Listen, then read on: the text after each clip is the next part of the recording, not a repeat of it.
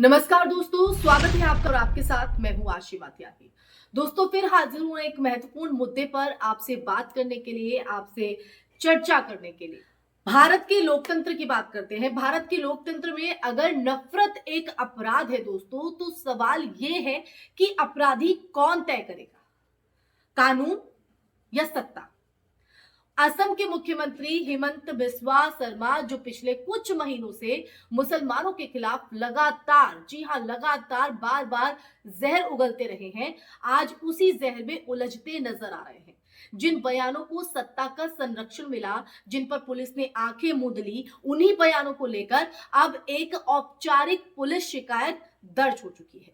सवाल बड़ा है, क्या ये कानून की जीत है या सिर्फ एक अफवाह? पिछले कुछ समय से हेमंत बिस्वा शर्मा की राजनीति का जो केंद्र है वो एक ही रहा है, धार्मिक ध्रुवीकरण। मियां जैसे शब्दों का इस्तेमाल महज भाषाई चूक नहीं, बल्कि एक सोची समझी राजनीतिक रणनीति है जिसका मकसद है एक पूरे समुदाय को संदिग्ध, बाहरी और कमतर साबित करना। 27 जनवरी को तिनसुकिया जिले के डिगबोई में दिए गए बयान में भी यही पैटर्न दिखता है दोस्तों। शब्दों के जरिए डर पैदा करना, शक बोना और सामाजिक दूरी को वैध बनाना। समझ रहे हैं आप? अब ये वैध कैसे बना रहा है, कैसे ये जो तर्क दिया जा रहा है, इसके पीछे क्या वजह है, तो वो भी आपको मैं समझाती हूँ दोस्तों।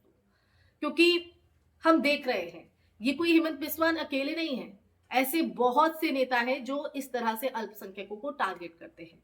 तो वजह की मैं बात कर रही थी दोस्तों, यही वजह है कि लेखक और सामाजिक कार्यकर्ता हर्ष मंदर ने इस बयान को सामान्य राजनीति मानकर नजरअंदाज नहीं किया। उन्होंने नई दिल्ली के हौज खास थाने में पुलिस शिकायत दर्ज कराई और साफ साफ आरोप लगाया कि ये जो बयान है वो नफरत, उत्पीड़न, सामाजिक भेदभाव और यहां तक कि मतदाता सूची से नाम हटाने जैसी कार्रवाइयों को बढ़ावा देता है। ये शिकायत केवल एक व्यक्ति के खिलाफ नहीं, बल्कि उस सोच के भी खिलाफ है जो सत्ता में बैठकर समाज को बांटने को सामान्य मानती है। समझ रहे हैं आप? समाज को बांटने को सामान्य मानती है।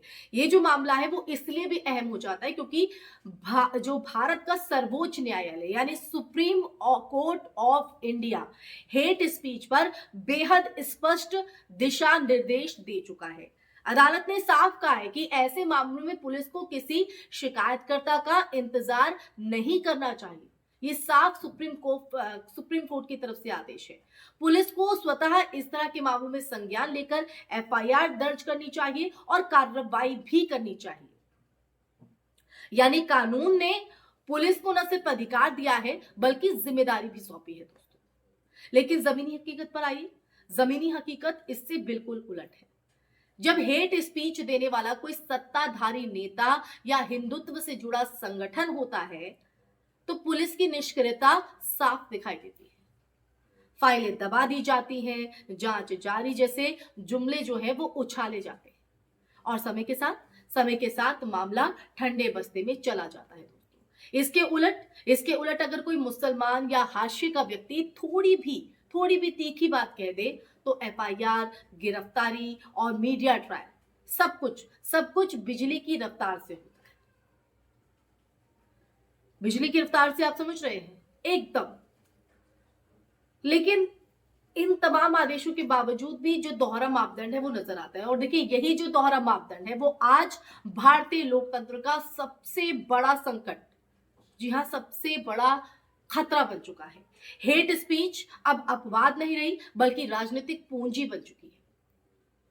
चुनावी भाषणों में नफरत, टीवी डिबेट्स में जहर, सोशल मीडिया पर उकसावे, ये सब एक सुनियोजित तंत्र का हिस्सा है।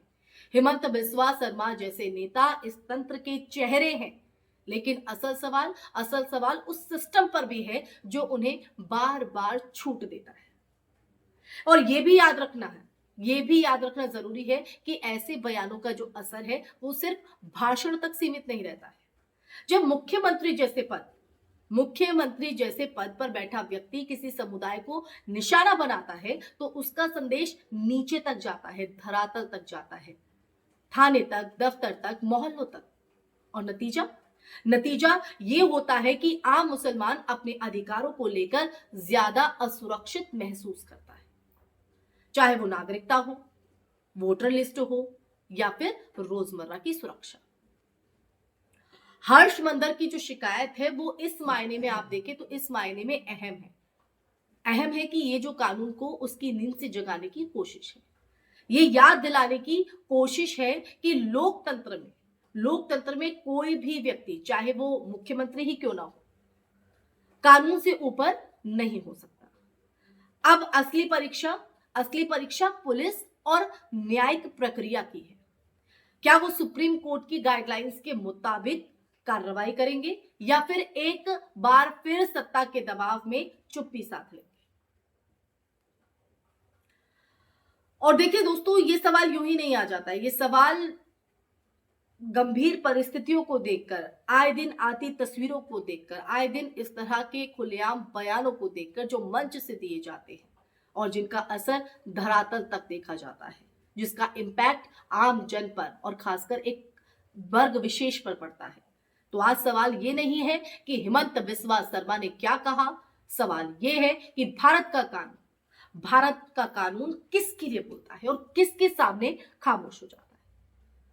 अगर नफरत पर कार्रवाई सिर्फ कमजोरों के लिए है और ताकतवरों के लिए नहीं, तो ये सिर्फ कानून की हार नहीं, लोकतंत्र की हार है। और शायद यही वो भारत है जो आज की जेन ज़ी को विरासत में मिल रहा है, जहां संविधान किताबों में है लेकिन जमीन पर सत्ता की भाषा ही सबसे ऊंची आवाज बन चुकी है। इसी के साथ दोस्तों इस चर्चा में फिलहाल के लिए बस इतना ही। ये चर्चा आपको कैसी लगी, इस पर आपका नजरिया क्या है, आपकी राय क्या है, वो कमेंट सेक्शन में कमेंट करके जरूर बताइएगा। फिर हाजिर होंगी ऐसा ही सच का संवाद लेकर, ऐसा ही मुद्दा लेकर। तब तक के लिए अपना ख्याल रखिए। जय हिंद, जय भारत, नमस्कार।